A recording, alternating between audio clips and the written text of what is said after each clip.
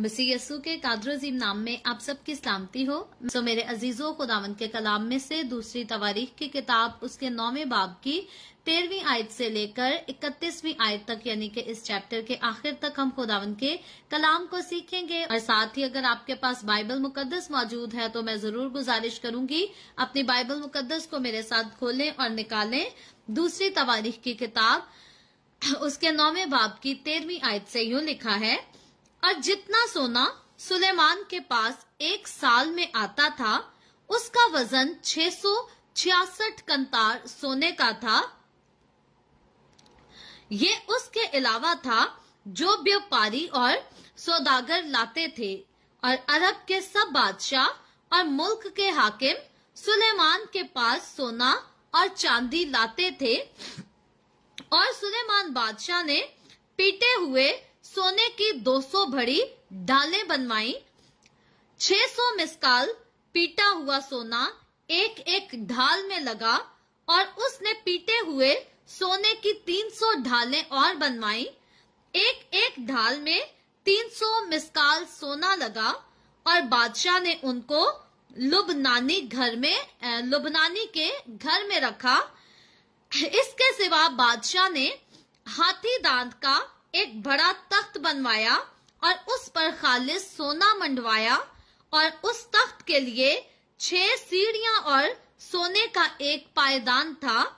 ये सब तख्त से जुड़े हुए थे, और बैठने की जगह की दोनों तरफ एक एक टेक थी, और उन टेकों के बराबर 2 शेरे बब्बर खड़े थे। और उन 6 सीढ़ियों पर इधर और उधर 12 शेरे बब्बर खड़े थे। किसी सल्तनत में ऐसा कभी नहीं बना था।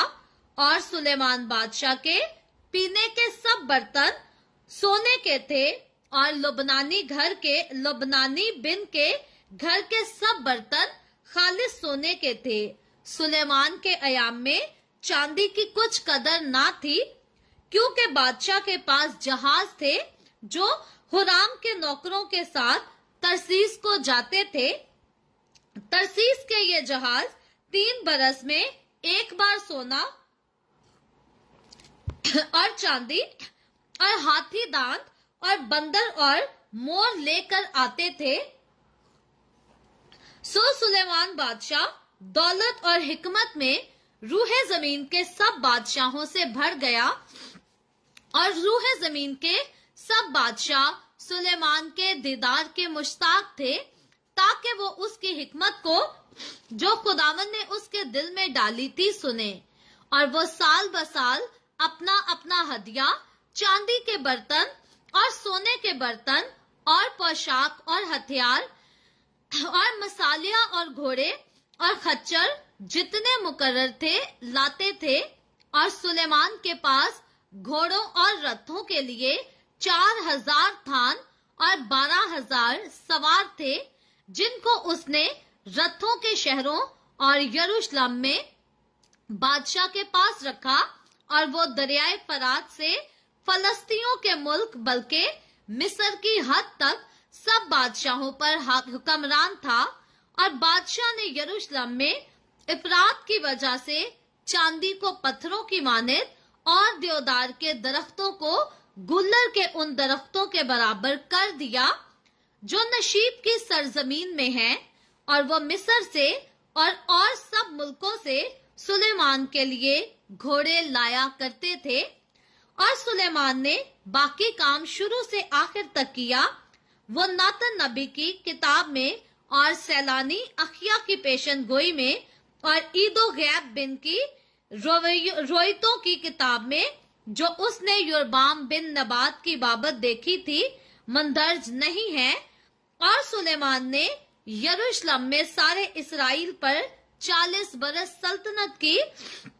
और सुलेमान अपने बाप दादा के साथ सो गया और अपने बाप दाऊद के शहर में दफन हुआ। और उसका बेटा रोजाम उसकी जगह सल्तनत करने लगा। खुदावन के पाक कलाम पढ़े और सुने जाने पर खुदावन की बरकत हो, खुदावन का शुक्र हो। मेरे अजीजों, खुदावन के कलाम में से दूसरी तवारीख की किताब उसके 9वें बाब की 13वीं आयत से लेकर 31वीं आयत तक हमने खुदावंद के कलाम को पढ़ा है और यहाँ पर हम गौर करते हैं कि इस चैप्टर की 13वीं आयत से 31वीं आयत तक सुलेमान बादशाह की दौलत और उसकी ताकत और उसके जमाने के अमनो अमान और हर चीज की अफराद का यानी कि कसरत का बयान किया गया है कि किस तरह से सुलेमान बादशाह के पास दौलत की ज्यादती थी, किस कदर ताकत की कोई कमी नहीं थी और शानो शौकत सुलेमान बादशाह को कितनी मिली थी। इन सारी चीजों का आज की इन वर्सेस में बयान किया गया है और हम देखते हैं ये सुलेमान बादशाह के पास जो कुछ भी था, जो कि दुनिया की तारीख में एक अनोखी बात है, ये सब कुछ एक ही बात की वजह से था और वो वजह ये थी खुदा का वादा सुलेमान बादशाह के साथ। क्योंकि जब खुदा ने सुलेमान बादशाह से पूछा कि तुझे क्या चाहिए, तो सुलेमान बादशाह ने अपनी जात के लिए नहीं, अपने बीवी के लिए नहीं, अपनी नस्ल के लिए नहीं, बल्कि सुलेमान बादशाह ने अपनी कौम का, जो कि खुदा की कौम कहलाती थी, उसका इंसाफ करने के लिए खुदा से हिकमत को मांगा। आज भी कई लोग अपने लिए हिकमत की दुआएं करते हैं, जो कि बहुत अच्छा करते हैं। हमें बेशक खुदा से अपने लिए हिकमत को मांगना चाहिए, लेकिन यहाँ पर सुलेमान बादशाह ने जब हिकमत को मांगा तो ये कहकर नहीं मांगा कि मुझे हिकमत देना ताकि मैं अच्छी दौलत कमा सकूं, अपना फ्यूचर अच्छा बना सकूं या अपनी फैमिली का फ्यूचर अच्छा बना सकूं। यहाँ पर सुलेमान बादशाह ने जिस हिकमत को मांगा था, इसके पीछे सुलेमान बादशाह का मकसद जो था वो खुदा के नजदीक बहुत कीमती मकसद था और वो मकसद ये था कि खुदा ने कौम बनी इसराइल को अपने लिए चुना था ताकि वो खुदा की कौम ठहरे, ताकि वो खुदा के लोग हों और खुदा उनकी जिंदगियों में अपनी मर्जी को पूरा करे। खुदा ने उनके साथ अहद को बांधा था ताकि ये लोग खुदा की ताबेदारी में रहें और इस अहद के पीछे खास वजह ये थी कि नजात ने, मुक्ति ने कौम बनी इसराइल में से होकर आना था ताकि उसके वसीला से सारी दुनिया नजात पा सके। इसलिए जब सुलेमान बादशाह अपने घर की नहीं, अपनी नहीं, बल्कि खुदा की कौम की फिक्र करता है, तो खुदा सुलेमान बादशाह की इस फिक्र से, उसकी सोच, उसके ख्याल से खुश हो जाता है। मैंने पहले कहा आज भी बहुत लोग हिकमत की दुआ मांगते हैं। कई बार लोग दुआ करते हैं, मुझे माजरत चाहती हूँ, समसून जैसी ताकत दे, सुलेमान बादशाह जैसी हिकमत दे। लेकिन याद रखें, सुलेमान बादशाह जैसी हिकमत हो तो ये भी दुआ करें कि मैं उस हिकमत से खुदावंद तेरे लिए कुछ अच्छा कर सकूं, तुझे खुश कर सकूं। क्योंकि अगर हमें खुदा बहुत कुछ दे और हम खुदा की जात के लिए कुछ ना करें या खुदा ही को खुश ना करना सीखें, तो फिर ना दौलत का कोई फायदा, ना किसी और चीज का फायदा। लेकिन अगर हमारे पास कुछ ना हो, फिर भी हम अपनी जिंदगी से, अपने किरदार से खुदा को खुश करना जान जाएं, तो फिर हमारे पास जो कुछ है वो बहुत कीमती है। क्योंकि खुदा अपने लोगों की मुहाफजत करता है, अपने लोगों की फिक्र करता है। इन आयात के मुताबिक हम देखते हैं कि तारीख में, यानी कि दुनिया की हिस्ट्री में सुलेमान बादशाह की मिसाल का कोई शख्स नहीं। इसकी मिसाल ना सुलेमान से पहले हमें मिलती है और ना सुलेमान बादशाह के बाद में कहीं भी जो है सुलेमान बादशाह जैसा बादशाह जो हिकमत और दौलत और ताकत सारी चीजों के साथ मुलब्बस हो और कसरत से मुलब्बस हो। हमें वर्ल्ड की हिस्ट्री में सुलेमान बादशाह जैसा मर्द कोई नहीं मिलता, सुलेमान बादशाह जैसा बादशाह भी कोई नहीं मिलता। और वैसे अगर हम देखें तो बड़े बड़े बादशाह जो हैं इस दुनिया की हिस्ट्री में अपनी जंगों के लिए मशहूर हैं, लेकिन सुलेमान बादशाह ने सिर्फ जंग नहीं, बल्कि हम देखते हैं कि सुलेमान बादशाह ने 40 बरस तक, यानी कि 40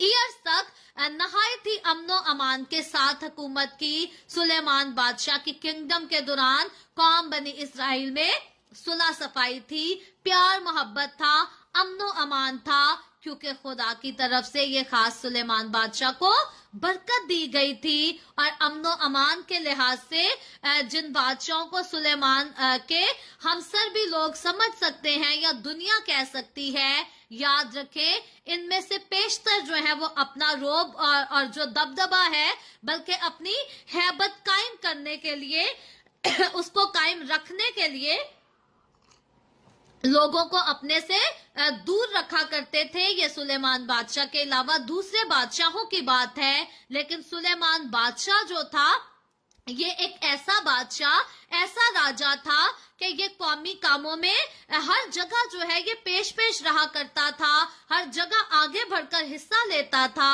और सबके साथ सुलेमान बादशाह जो था ये बेखौफ होकर मिलता था, बेधड़क मिला करता था। और खुदा का ये वादा जो है हम देखते हैं कि पूरा हुआ सुलेमान बादशाह की जिंदगी में कि मैं तुझे इस कदर दौलत और माल और इज्जत बख्शूंगा कि ना तो इन बादशाहों में से जो तुझसे पहले हुए किसी को नसीब हुई और ना किसी को तेरे बाद नसीब होगी। सो ये खुदा ने सुलेमान बादशाह से वादा उस वक्त किया था जब सुलेमान बादशाह ने खुदा से हिकमत को मांगा था कि मैं तेरी कौम का इंसाफ कर सकूं। सो सुलेमान बादशाह को खुदा की कौम की फिक्र थी और खुदा ने सुलेमान बादशाह की फिक्र करके हिकमत के साथ उसको मालो दौलत, इज्जत, कसरत से बख्श दी, ताकि सुलेमान बादशाह की जिंदगी में किसी किस्म की कोई कमी ना रहे, फिक्र ना रहे, क्योंकि वो खुदा की कौम की फिक्र करता है। और याद रखे कि कभी भी कोई बादशाह जो है इस कदर शानो शौकत से अपने लोगों के दरमियान नहीं आया और ना निकला करता था जिस कदर शानो शौकत से सुलेमान बादशाह अपनी कौम में रहता और अपने लोगों से बेधड़क निकल कर बाहर मिला करता था। और सुलेमान बादशाह के पास 200 ढालें और 300 सिपरें थी। और ये सब जो है आज के स्टडी में हमने पढ़ा है कि ये पिटे हुए सोने की थी। इनको बड़ी कीमती धात सोने के साथ जो है बनाया गया था, खूबसूरती से इनको बनाया गया था। और खादिम जो थे सुलेमान बादशाह के, वो इन्हें उठाकर उसके आगे आगे चला करते थे। और फिर सुलेमान बादशाह का तख्त इस कदर खूबसूरत और शानदार था कि किसी सल्तनत में ऐसा कभी तख्त नहीं बनाया गया। सो ये सारी दौलत, ये सारा माल सुलेमान बादशाह को खुदा की तरफ से मिला था। और फिर कहूंगी इसीलिए मिला था क्योंकि सुलेमान बादशाह को अपनी नहीं बल्कि खुदा की कौम की फिक्र थी और खुदा को सुलेमान बादशाह की कमी थी। और वैसे अगर हम गौर करें तो सुलेमान बादशाह की अपनी ममलकत के दौरान वहां पर जो है सोने और चांदी की कानें मौजूद नहीं हुआ करती थी, मगर इसके बावजूद सुलेमान बादशाह के पास सोना और चांदी इस कदर कसरत से मौजूद था कि आज हमने यहाँ पर पढ़ा है कि सुलेमान बादशाह के बर्तन जो थे वो भी सारे सोने के बर्तन थे जिनमें वो खाया पिया करता था। सो इस कदर हर चीज जो थी सुलेमान बादशाह के पास बकसरत पाई जाती थी, क्योंकि ये सब कुछ खुदा के वादे का जवाब था, खुदा के वादे की तकमील थी जो वादा खुदा ने सुलेमान बादशाह से किया था। और याद रहे कि सुलेमान बादशाह के पड़ोसी के जो थे वो इसके पास आम नेबर कंट्रीज के जो बादशाह हुआ करते थे वो इस कदर सुलेमान बादशाह के पास गिफ्ट्स भेजा करते थे और कीमती खजाने जो थे सुलेमान बादशाह को भेजा करते थे, क्योंकि सुलेमान बादशाह की इज्जत और शोहरत बहुत जगह, तकरीबन हर जगह फैल चुकी थी। और अरब के सब बादशाह और उसके मुल्क के हाकिम जो थे ये भी सुलेमान बादशाह के पास सोना चांदी लाया करते थे। हमने लास्ट वीक सबा की मलका के बारे में पढ़ा था कि वो भी किस तरह से कीमती अशिया जो थी सुलेमान बादशाह की नजर करने के लिए लाई। और ये जो कुछ सुलेमान बादशाह के लिए लाया करते थे ये खराज नहीं था, बल्कि ये खुदावन की कुदरत थी, ये खुदा ही का तोहफा था कि ये गिफ्ट के तौर पर सुलेमान बादशाह को कीमती चीजें दिया करते थे। और गिफ्ट भी था और फिर साथ जो काम सुलेमान बादशाह दरामदाद और बरामदाद का काम करता था, इसके साथ भी बहुत कीमती चीजों को सुलेमान बादशाह के पास लाया जाता था। लेकिन हम देखते ये हैं कि सुलेमान बादशाह की जिंदगी के आखिर के गुनाहों का जिक्र तो यहाँ पर नहीं, दूसरी तवारीख की किताब में नहीं किया गया, लेकिन पहले सलातीन की किताब में बड़ी डिटेल में इस बात का जिक्र किया गया है कि सुलेमान बादशाह अपनी जिंदगी के आखिरी वक्तों में किस तरह से खुदा से बेवफा हो गया। लेकिन क्योंकि सुलेमान बादशाह ने आखिर में तौबा कर ली थी अपने गुनाह से, खुदा की हजूरी में अपने बाप की तरह पछतावा हो गया था उसको, इसलिए खुदा ने सुलेमान बादशाह को माफ कर दिया था। और सुलेमान बादशाह से खुदा ने कहा था कि मैं तुझसे नहीं बल्कि तेरी औलाद से किंगडम को छीनूंगा। और जब सुलेमान बादशाह के बेटे के पास किंगडम आती है तो फिर कौम बनी इसराइल की किंगडम जो है ये 2 हिस्सों में तकसीम हो जाती है, डिस्ट्रीब्यूट हो जाती है। 10 कबीले एक जगह हो जाते हैं और यहूदा और बिन्यामीन का कबीला एक जगह हो जाता है। ये सारा कुछ जो कुछ बाद में हुआ ये सुलेमान बादशाह की उस गलत हरकत की वजह से हुआ जिससे खुदा ने मना किया था कि गैर कौमों में शादियां नहीं करनी। और क्योंकि सुलेमान बादशाह ने ऐसा किया और खुदा सुलेमान बादशाह से नाराज हुआ। मैं अक्सर औकात कहती हूँ सुलेमान बादशाह, दाऊद बादशाह, ये वो खूबसूरत हस्तियां थी जो खुदावंद के साथ बड़े गहरे ताल्लुक में रहती थी और खुदा ने इनकी जिंदगियों में जो बड़े बड़े काम किए थे वो वाजिया तौर पर दुनिया की तारीख में और बाइबल मुकद्दस में हमें पता चलते हैं। दूसरे मजाहिब की भी मजहबी किताबों में उनका जिक्र मिलता है। सो इन लोगों के गुनाहों की भी सजा खुदा इनको जरूर देता था। तो मैं और आप आज हम इनके मुकाबले में कुछ भी नहीं आते, हमारा आधा मेयार भी इन हस्तियों के मुकाबले में नहीं आता। फिर इंसान क्यों गुनाह करके ये समझता है कि खुदा मेरे गुनाह को या मेरे गुनाह के सबब से मुझे अदालत में नहीं लाएगा। याद रखें, अगर खुदा दाऊद बादशाह को सजा दे सकता है तो फिर खुदा मुझे और आपको हमारे गुनाहों की सजा जरूर दे सकता है। अगर खुदा सुलेमान बादशाह को उसके गुनाह की सजा दे सकता है तो फिर बेशक खुदा मुझे और आपको हमें भी हमारे गुनाहों की सजा दे सकता है। क्योंकि ना तो हमारी हस्ती दाऊद बादशाह से अजीम है, ना हमारी हस्ती सुलेमान बादशाह से अजीम है, या बाइबल मुकद्दस की और वो खूबसूरत हस्तियां जो खुदा के साथ चलते चलते कहीं ना कहीं अपनी जिंदगी में खुदा की नाफरमानी कर गई, कोई गुनाह कर गई, उन्होंने सजा पाई अपने गुनाह की। तो वो हस्तियां जो हैं हमसे कमतर नहीं बल्कि हम उनसे कहीं ज्यादा कमतर हैं। अगर हम अपनी जिंदगी में कोई बुराई करते हैं, कभी गुमान ना करें कि खुदा अदालत नहीं करेगा, खुदा बदला नहीं लेगा। खुदा हमारे हर काम से वाकिफ है और खुदा अपने लोगों के गुनाहों की सजा उनको देता है, अनलेस के खुदा के लोग अपने गुनाहों पर पछताएं, तौबा करें, खुदा की हुजूरी में इकरार करे तो बेशक खुदा जो है गुनाहों को माफ कर देता है। जैसे सुलेमान बादशाह के गुनाहों को माफ किया गया और खुदा ने सुलेमान बादशाह के किसी गुनाह को आखिर में हिसाब में ना रखा। और सुलेमान बादशाह की हिस्ट्री पर गौर करें, उसकी किंगडम पर गौर करें तो हम देखते हैं कि कभी कोई बादशाह ऐसा हुआ ही नहीं जो सुलेमान बादशाह की तरह अपनी हिकमत में इस तरह से नामवर होता। जैसा सुलेमान बादशाह नामवर था, जैसा मुकाम सुलेमान बादशाह का था, और सुलेमान बादशाह इस कदर नामवर शख्सियत थी कि इससे लोग जो है सलाह मशवरा लेने के लिए सिर्फ कौम बनी इसराइल से नहीं बल्कि दूसरे ममालिक से भी आया करते थे।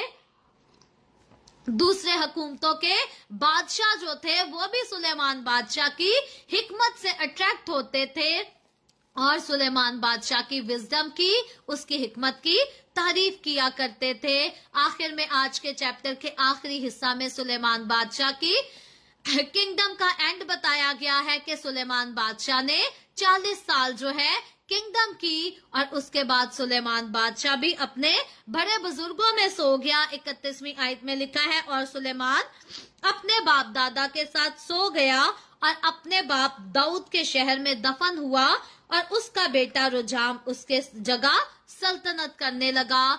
सो सुलेमान बादशाह वफात पाता है और सुलेमान बादशाह का वो बेटा जो कि हिकमत के मामला में सुलेमान बादशाह से बिल्कुल अपोजिट होता है, वो खुद सुलेमान बादशाह की जगह बादशाह बन जाता है और उसी के किंगडम में इसराइल की किंगडम के 2 टुकड़े हो जाते हैं। इसको हम पहले भी सलातीन की किताब में सीख कर आ चुके हैं, लेकिन आगे चलकर हम देखेंगे कि कल जब हम स्टडी करेंगे 10वें चैप्टर की, तो यहाँ पर शमाली कबीलों की बगावत का जिक्र है। सो आगे चलकर और काफी कुछ हमें दूसरे तवारीख की किताब में भी जरूर सीखने को मिलेगा। आज के लिए खुदावंद मुझे और आपको आज के इस खूबसूरत कलाम के वसीला से बहुत बरकत दे।